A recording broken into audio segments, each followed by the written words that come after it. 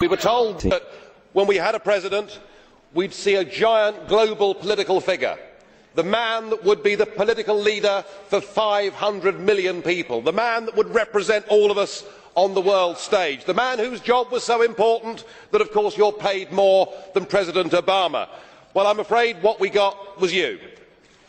And I'm sorry, but after that performance earlier that you gave, and I don't want to be rude, but you know, really, you have the charisma of a damp rag and the appearance of a low-grade bank clerk. And the question that I want to ask, that we're all going to ask is, who are you? I'd never heard of you.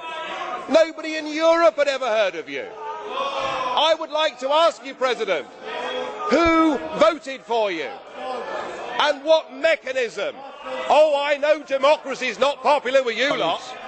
And what mechanism do the peoples of Europe have to remove you? Is this European democracy? Well, I sense, though, that you're competent and capable and dangerous, and I have no doubt that it's your intention to be the quiet assassin of European democracy and of the European nation states.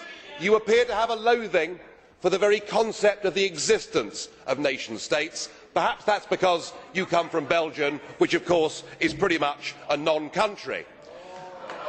But since you took over, we've seen Greece reduced to nothing more than a protectorate.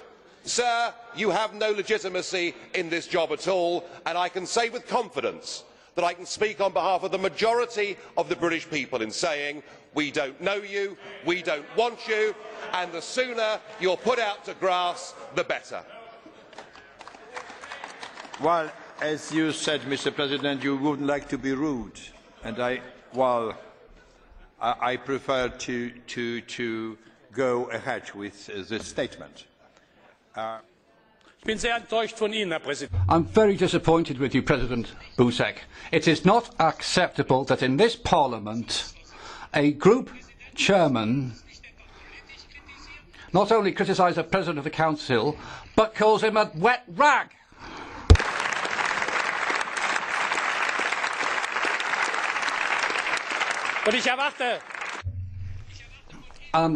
I expect you, President, to call this person to order. It's not right that this man should be able to trample over the dignity of this House. And Joseph Dole, it's not just a case of getting or allowing the UK to leave the EU. It'd be better for Mr Farage to resign if the European Union and the European Parliament are such bad things in his eyes. Thank you, President. Just as I have said to President Farage previously, 2 months ago, and today I repeat this, these type of addresses, which are character assassinations of individuals, are inadmissible in the European Parliament, and I spoke to Mr Farage about it and I drew his attention to it. Mr Schulz, I'd like to say that this is how I work, and that's my way of going about it.